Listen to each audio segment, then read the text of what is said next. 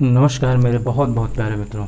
आज हम लोग 10% ऊर्जा का नियम समझेंगे। क्या है ये, जो बहुत ही महत्वपूर्ण है, पर्यावरण से संबंधित है, एनवायरनमेंट से संबंधित है। ये पर्यावरणीय शब्दावली एक प्रकार से कहा जाए। ये क्या है? पर्यावरणीय शब्दावली। हम इसको समझेंगे। ये इसका सबसे पहले उपयोग किसने किया और किसने इस नियम को दिया। ठीक, सबसे पहले हमें ये जानना चाहिए, इससे संबंधित ये प्रश्न आता है कि 10% ऊर्जा का नियम किसने दिया। तो किसने दिया? इन महोदय का नाम है, इनका कहीं कहीं आपको लिंगमान आएगा, कभी लिंगमैन आएगा, तो आप इससे कंफ्यूज मत होइएगा, दोनों सेम ही है। कोई बुक ने, किसी राइटर ने ये लिखा है, किसी राइटर ने ये लिखा है, आप इससे कंफ्यूज नहीं होइएगा। ठीक, तो हम लोग सबसे पहले समझते हैं क्या है ये। सबसे पहला तो ये हो गया कि इसको किसने दिया है इस नियम को। ठीक, तो वो कौन है? लिंगमान साहब है, या फिर इन्हें लिंगमैन्स कह सकते हैं, लिंडमैन। ठीक, अब हम लोग समझते हैं क्या है ये। किसी खाद्य श्रृंखला में एक पोषक स्तर से दूसरे पोषक स्तर में जाएंगे तो केवल और केवल 10% ऊर्जा का ही क्या होगा? स्थानांतरण होगा। क्या होगा? स्थानांतरण होगा। इससे क्या तात्पर्य है? एग्जाम्पल भी आपके सामने है कि अगर घास है, इसने अगर 1000 कैलोरी एनर्जी अगर इसके पास है, अगर इसे टिड्डा खाएगा तो उसका 10% ही इसे मिलेगा। ठीक, पहले धीरे धीरे समझिएगा, उसके बाद मैं एग्जाम्पल के थ्रू आपको समझाऊंगा। ठीक, क्या है कि घास है, इसके पास कितनी एनर्जी है? 1000 कैलोरी की एनर्जी है। फिर इसको टिड्डे ने खाया तो उसको 10% कितना मिलेगा? उसका 10% यानी 100 कैलोरी एनर्जी मिलेगी। फिर उसके बाद जो है 100 कैलोरी टिड्डे को जब मेढक ने खाया तो उसका 10% कितना हुआ? 10 कैलोरी उसको एनर्जी मिली। जब मेढक को सांप ने खाया तो उसका 10% कितना मिला? उसे 1 कैलोरी मिलेगा। फिर सांप को जब अगर 10% मोर अगर खाएगा तो उसको कितने प्रतिशत मिलेगा? 10% मिलेगा। ठीक, 10% जब मिलेगा तो उसका 0.1 कैलोरी एनर्जी मिलेगा। कितना? 0.1 कैलोरी एनर्जी मिलेगा। ठीक, इससे क्या पता चल रहा है? इससे यही पता चलता है कि जो मांसाहार है, यानी कि इनको ले लीजिए या इनको ले लीजिए, ये मांसाहार है, इनको भी ले लीजिए, तो ये क्या है? इनको शाकाहारी को ज़्यादा ऊर्जा प्राप्त हो रही है, लेकिन इनको क्या हो रही है? कम ऊर्जा प्राप्त हो रही है। आप देख लीजिए एग्जाम्पल में कि घास को टिड्डे ने खाया तो उसको 100 कैलोरी एनर्जी मिली, लेकिन टिड्डे को जब मेढक ने खाया तो उसको बस केवल 10 कैलोरी एनर्जी मिली, और उसको जब सांप ने खाया तो 1 कैलोरी एनर्जी मिली, और उसके बाद जब मोर इसे खाता है तो 0.1 कैलोरी एनर्जी उससे प्राप्त हो रहा है। तो इससे क्या मतलब और निकलेगा? इसका क्या अर्थ निकलेगा कि किसी भी पारिस्थितिक तंत्र में मांसाहार जो पोषक तत्वों पर, संसाधनों पर क्या करते हैं? ज़्यादा दबाव डालते हैं। कैसे? अब हम लोग इसको एग्जाम्पल के थ्रू समझते हैं कि आप अपने जीवन काल में आप डेली कम से कम अगर मान लिया जाए तो आप अगर 2 किलो खाते हैं, 2 किलो भोजन कर रहे हैं, ठीक, तो एक साल में कितना खाएं आप? 365, यानी आप क्या कर रहे हैं? 730 किलोग्राम खा रहे हैं। और अभी आपकी एज कितनी है? मान लीजिए 20 साल है, तो आप क्या कर सकते हैं? 720 में 20 का मल्टीप्लाई करेंगे तो कितना हो जाएगा?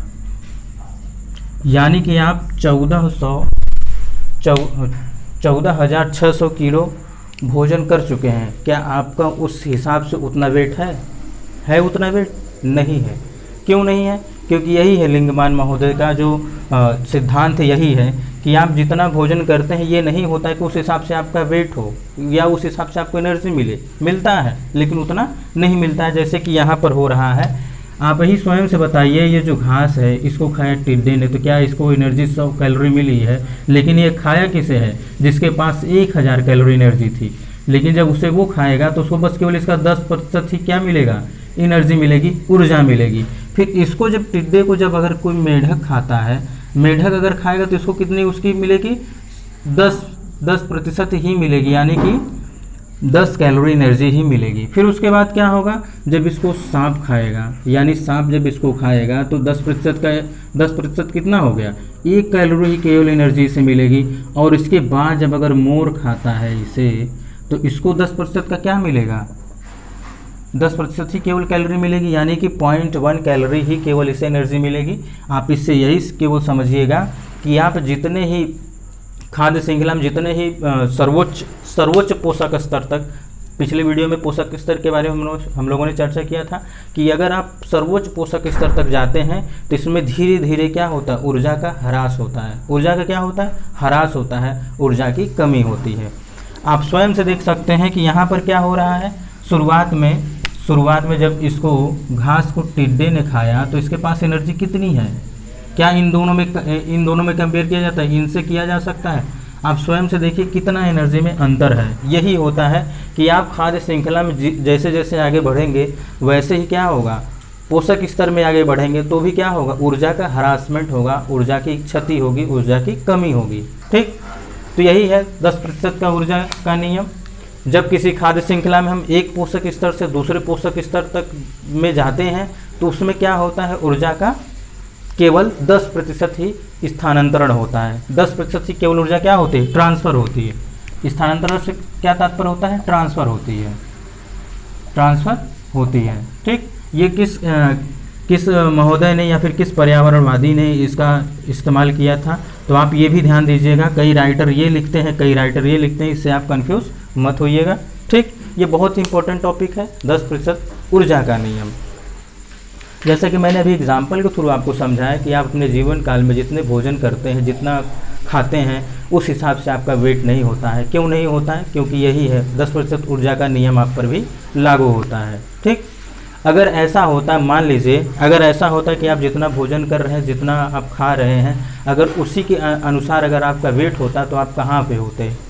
आप स्वयं से देखिए, अगर आप 20 ईयर्स के भी अगर हैं तो आपने क्या किया, एक साल में 730 किलो खाया, 20 साल में कितना हो गया, 20 साल में कितना हो गया, 14,600 किलोग्राम। क्या आपका उतना वेट है, नहीं है। ठीक, तो कैसे नहीं है, क्यों नहीं है, यही 10% ऊर्जा का नियम ही यही बताता है कि हम कभी भी अगर किसी भी खाद्य या फिर किसी पोषक स्तर पर या किसी उत्पादक पर अगर हम क्या होते हैं, निर्भर होते हैं, तो उसे जितनी एनर्जी जितनी उसकी रहेगी, उससे केवल 10% ही हमें एनर्जी मिलेगी।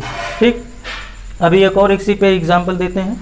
जैसे मान लीजिए घास को बकरी ने खाया, ठीक, बकरी को मानव या बाघ ने खाया। मान लीजिए इसके पास 1000 कैलोरी एनर्जी थी, तो इसको कितना मिलेगी, 100 कैलोरी एनर्जी, और इसको कितना मिलेगा, 10 कैलोरी एनर्जी। यहाँ पर भी आप ये देख सकते हैं, ये जो शाकाहार है, हमेशा जो द्वितीयक जो उपभोक्ता रहेगा हमेशा वो क्या होगा, शाकाहार ही होगा। इस बात को अवश्य ध्यान रखिएगा। तो यहाँ पर भी देख रहे हैं कि जो घास के पास 1000 कैलोरी एनर्जी थी और बकरी के पास कितना हुआ, इसका 10% कितना हो जाएगा, 1000 का 100 ही होगा, 100 ही होगा। इसका 10% जब हम निकालेंगे तो इसको कितनी एनर्जी मिल रही है, 100 कैलोरी एनर्जी मिल रही है। जब बाघ या मानव खाता है तो इसका जो 10% का नियम लगेगा, 100 का क्या हो जाएगा, 10 ही हो जाएगा। इसको यानी कहा जाए जो मांसाहार की तुलना में शाकाहार को ज़्यादा एनर्जी, ज़्यादा ऊर्जा प्राप्त हो रही है। आप इस बात को ध्यान दे सकते हैं, समझ सकते हैं, इस उदाहरण से भी और इस उदाहरण से भी ऐसा ही होता है। ये बताता है 10% ऊर्जा का नियम। ठीक, आई होप इतने एग्जाम्पल से आप समझ गए होंगे। तो मित्रों, हम लोग मिलते हैं नेक्स्ट वीडियो में नए टॉपिक के साथ। उत्पादक या उपभोक्ता के साथ मिलेंगे हम लोग। ये 2 टॉपिक में से एक उपभोक्ता हो सकता है या तो उत्पादक। हम लोग उत्पादक के बारे में ही चर्चा करते हैं नेक्स्ट वीडियो में। तब तक के लिए नमस्कार।